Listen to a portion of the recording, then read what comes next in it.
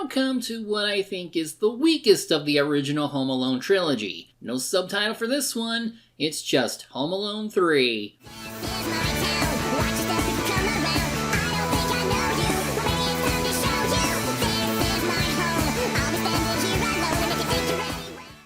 Fox just couldn't let this series go, which is why John Hughes is back to write and produce this movie. He's also working with Hilton Green of the Psycho film series and Raja Gosnell of the first 2 live-action Scooby-Doo movies. Hughes has overstayed his welcome at this point, and the quality of his films have been dropping a lot, but here we are. Because this movie is made 5 years after Home Alone 2, none of the actors from the previous movies are here. Honestly, that shouldn't be a problem because Kevin's arc was more or less complete by even Home Alone 1. Maybe a new cast and trying something different could be a good thing, while still being about a kid facing off against criminals with homemade traps. But sadly, the fresh start did not help. And why is that? Let's find out with Home Alone 3. Even John Williams is no longer here, so his replacement is Nick Glennie Smith, who previously did 2 If by Sea and The Rock. Anyway, we open with the classic opening theme before cutting over to Hong Kong. In the year of 1997, so that means...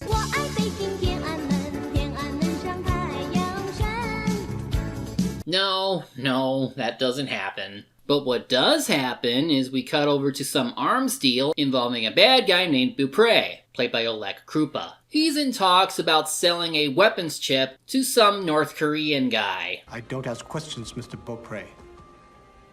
But whoever possesses this chip could dominate the entire region. You know, while I said they needed to try something different, I didn't mean making your main baddies into freaking terrorists! Seriously? Fucking terrorists? Well, that's one way of raising the stakes, but I just can't imagine how this ties into the family-friendly comedy side of the series. Couldn't this be a plot for a TMNT movie? Because you already have James Saito, who plays the North Korean mob boss here, and Shredder from the first TMNT film. Anyway, Beaupre gets the chip from someone from Silicon Valley. Among his crew are Alice, played by Raya Kilster, Jernigan, played by Lenny Von Dolan, and Unger, played by David Thornton. They plan to smuggle the chip with a RC car through airport security, but a random lady named Mrs. Hess, played by Marion Seldes, mistakes the bag with that RC car for her own. If only fate had placed them further apart, then the confusion wouldn't have happened. The baddies do some searching and learn that Mrs. Hess is taking a plane to Chicago. Even without Kevin, this series will try to return to the Windy City. I don't know how they all got on the same flight as Mrs. Hess, but as she drives off in a taxi cab, they use a hidden camera inside some glove to look at the license plate. And then that night, they stop the taxi that she was recently on and ask the driver about where she went. Well, North Devon Park, Washington Street. Describe the house, please. Well, big, old, Tudor-like. I'm amazed these guys haven't resorted to violence yet. An expensive weapons chip is at stake. But for now, it's time to meet our new main character, Alex, played by Alex D. Linz. You'll probably know him best for voicing young Tarzan for the Disney movie. He's just finished up with Mrs. Hess's driveway, so... You were supposed to deal with the snow promptly, weren't you? Yes, but... Butts are for ashtrays. I don't care for excuses. We had an understanding, and you broke it. Wow, not even a minute of screen time and I hate her. The kid is 8 and is helping out and you're insulting him for not doing the job exactly as intended? And she only compensates him out of fear that she'll be known for stiffing a small child. Seriously, what is your deal, lady? Anyway, she decides to gift him the RC car from her luggage because she's obviously not interested in it. The villains arrive in the neighborhood and now have to figure out which house the car is in. And they plan to search during the day because no one would be home at the time. I get how the adults would likely be away for work, but chances are still high that someone would be home for some reason or another. We also get to see that Alex is pretty bright for his age. He's a bit of a tinkerer and even has some contraptions for things like feeding his fish. This is to establish that the main character is handy enough to make the traps we see later, which I can accept. And to justify his being home alone, we also see that Alex has chickenpox. Otherwise, he lives with his mom Karen, played by Haviland Morris, his father Jack, played by Kevin Kilner, his older brother Stan, and his older sister Molly, played by a teenage Scarlett Johansson. Because this is a Home Alone movie, the dynamics of this family mirrors that of the McAllisters. This is especially true when it comes to Stan, who naturally plays the Buzz role. Your brother's bug. Your brother's bug. Careful, careful. Oh, bullseye. Also, Stan has a talking parrot. Guess this technically makes this movie eligible for my review show. Molly also gives no damn about Alex when he attempts his own Kevin scream. Alex slammed the toilet seat down on his thing again. Well, I suppose it wasn't in the car door. At least Alex's parents are nicer, with Dad even offering to bring the TV upstairs to his youngest son's room. And we see that Alex has a pet rat named Doris to keep him company at home. We also notice that he has a bit of a mischievous side. You know, toy guns in the US had to have orange tips to distinguish them from real guns since 1992. Maybe Alex already painted the tip, but it still feels off-putting that a kid would have a toy gun that unnervingly looks like an actual one. Alex's other gadget is this universal remote with a gun scope, and he uses it to troll Mrs. Hess.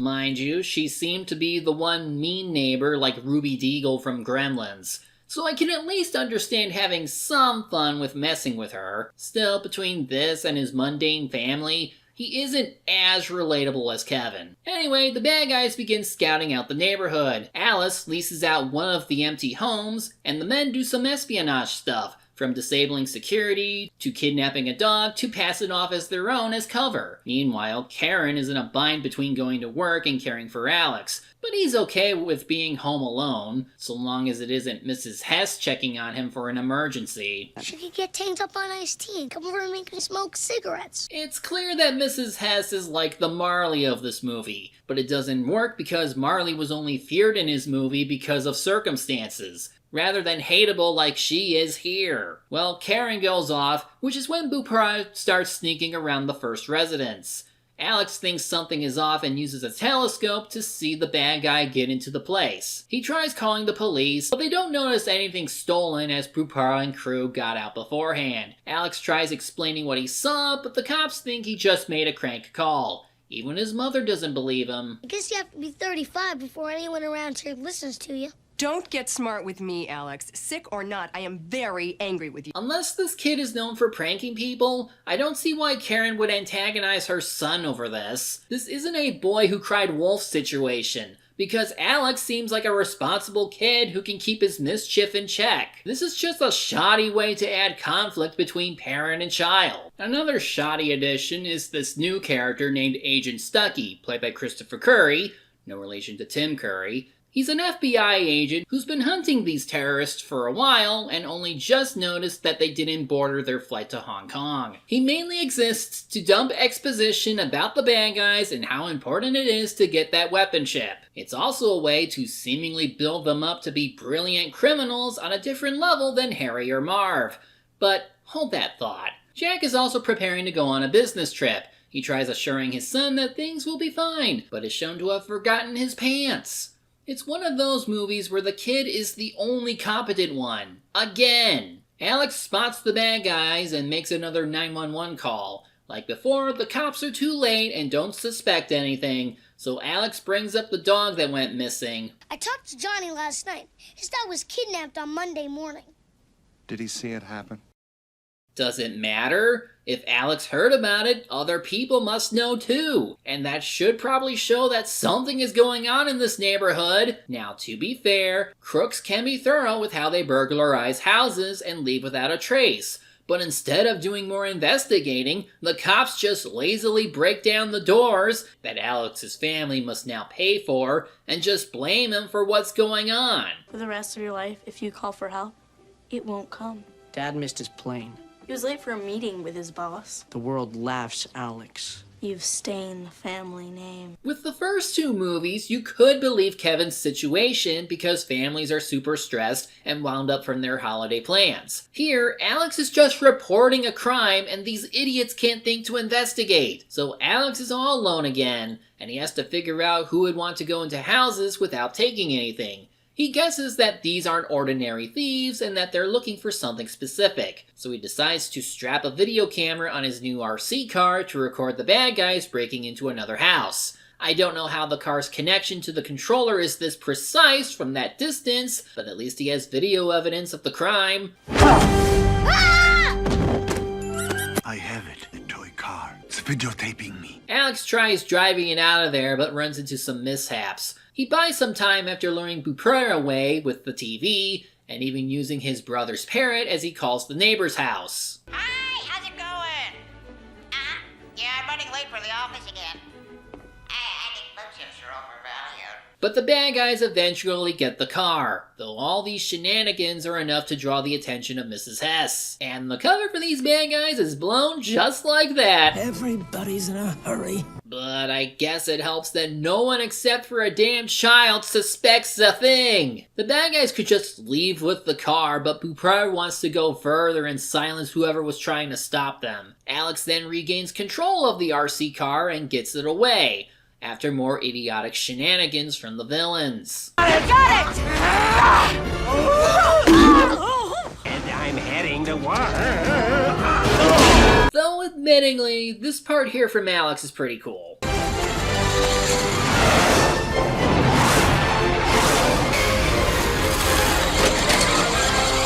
So while Alex has the car back, the videotape that was in the camera was taken. He decides to check what's inside the toy and finds the weapons chip. He immediately calls the US Air Force Recruiting Center to ask about it and gets brushed off, though he leaves behind the chip number before disconnecting. Alex also decides to avoid involving his family in the situation because they clearly won't believe him anyway. Over to the bad guys, Alice suspects that they're being foiled by a kid. It can't be anything else. If that's the case, I say take no chances. Tomorrow, whack every kid in the neighborhood. Burn them all. Not after that performance, I bet. Beaupre also gets a call. He needs to deliver the weapons chip in 24 hours or else. And that's the last time we hear of James Saito. Back at home, and with the family all here again, Karen tells her two older children to watch over Alex, though he insists on being fine by himself. Alex, could you pass me the false alarms? Fuck off, you little asswipe.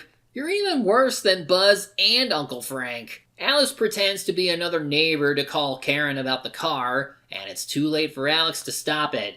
The bad guys also do enough to prevent the mother from actually calling the neighbor, so Alex despairs over how he has to stop them on his own. They're grown-ups and they're criminals, but this is my neighborhood and this is my house. And no matter how old they are, no matter how big they are, they can't beat me here. They can't beat me at home. No disrespect to Alex Linz, because he's trying. But there's just something about Culkin's acting that works better than what we have here. Thus, it's time for the montage of him setting up traps while everyone is asleep. He even recruits the parrot because why not? The bad guys have their own preparation montage, which looks serious, until Unger ruins it by eating food. We also learn that there's a snowstorm coming through the area. Great! Make it harder to get out of danger, but making it easier for the villains to get in. Anyway, first order of business is to free the hostages.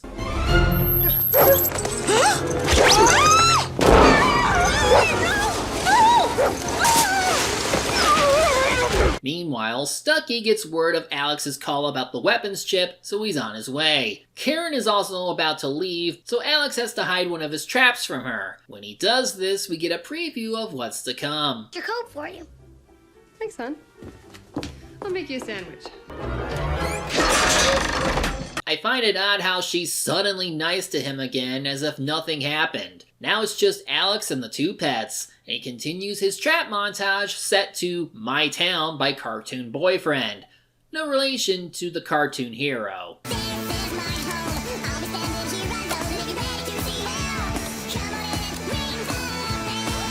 The bad guys get to work by blocking the streets and removing signs. Mrs. Hess gets a call from Karen to check on Alex, but otherwise it's time for the main event. The bad guys lure Hess away to tie her up. Then Alex has to deal with Unger and Jernigan first. Unger reenacts a moment from Marv, while Jernigan transforms into Ben Stiller.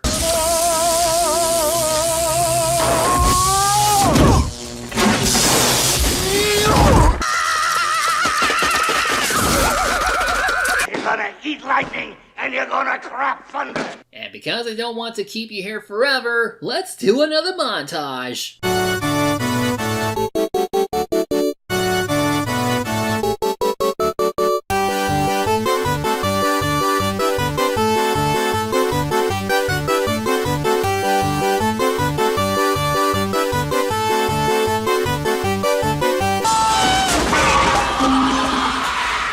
Damn! How did that not kill him? Like the traps from the second movie, they all range from practical to downright deadly. However, I am amused by most of them, especially the ones that take advantage of the terrain, like the mud that Alice gets stuck in. So, the traps in this are still really good. Arguably the best yet, in my opinion. There's just one problem. The villains. They were established as being major league criminals with some serious intelligence. Yet they're still getting their butts handed to them by a kid. They were incredibly thorough with their breaking and entering of other homes, but when they go into Alex's house, they lose those skills and just eat every trap set for them. I wish those four weren't hyped up as dangerous before, only to make fools of them for the sake of comedy. They could have just been slightly competent burglars like Harry and Marv, if only to set our expectations appropriately. While all this is happening, Karen tries calling Alex, who answers immediately to keep the villains from doing the same and to keep her away from home. Buperon tries grabbing his gun, but ends up picking up the dart gun. He doesn't double check this, and he's supposed to be the brains of the group. Stupid! You're so stupid! Agent Stuckey finally arrives at the school that Karen, Stan, and Molly are at. He tells them about his case and Alex's call, and this is how the siblings respond. She asked you a question, sir. I'm not at liberty to discuss it, son. The it you're referring to is my little brother. Not too long ago, you were treating him like garbage due to his crank calls. Why are you suddenly on his side? Blah, blah, blah. It's a terrorist plot. More traps ensue. Don't move. Alice? You smacked my Winky. Poor Captain Winky. I'm so sorry for the bad jokes in Ace Ventura. While this is going on, Alex makes his way outside, leading to that one bit I used in the Mouse Hunt review. How did he get outside? Bad guys think to jump on the trampoline to get down and chase him, but...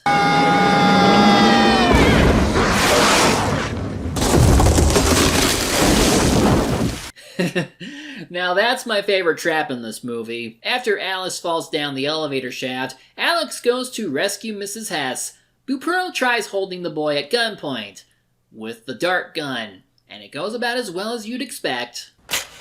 This is your gun. Gotcha. With him gone, Alex helps Hess get away, and this is where they mend fences. The police finally show up with snow plows and proceed to catch Alice, Jernigan, and Unger. Freeze! You gotta be kidding. Alex reunites with his mom and siblings, who apologize for not believing him. Stuckey gets the weapons chip, he only needs to find Beaupre, and even that doesn't take long. He was hiding in a nearby igloo until the parrot comes with an explosive. Amazing how he can drive that car. Showtime!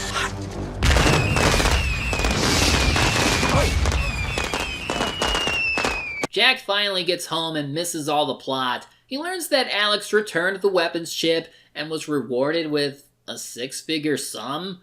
That's all. He nabbed 4 terrorists and returned a highly valuable piece of technology. But hey, Dad brought home a new RC car. Gentlemen, start your engines. 360.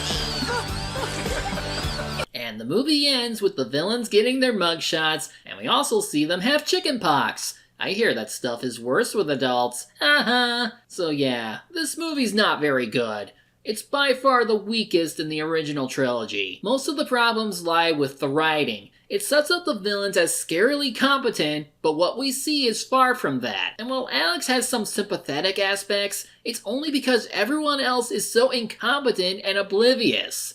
The stupidity is what makes the tense family dynamic hard to take seriously, which was something the first movie established to great effect. The traps are once again the only good part of the movie. They're creative and consistent with what we know of Alex as a character. There is some fun to be had there. But remember, those sequences alone aren't what made the first Home Alone memorable. At some point, the audience has to care about the kid character, and this movie doesn't do that very well. And though it's hard to believe, the other Home Alone movies will get worse from here. Starting in 2002, we would have Home Alone 4, which brings focus back to Kevin despite not having Macaulay Culkin. Then there's Home Alone, The Holiday Heist of 2012, which shuffles the cast and characters all over again. And most recently, we have Home Sweet Home Alone in 2021. I don't know when or if I'll cover those movies, because I got something else in mind coming up. Come back next time, when I look at a mockbuster of Home Alone, but with dogs.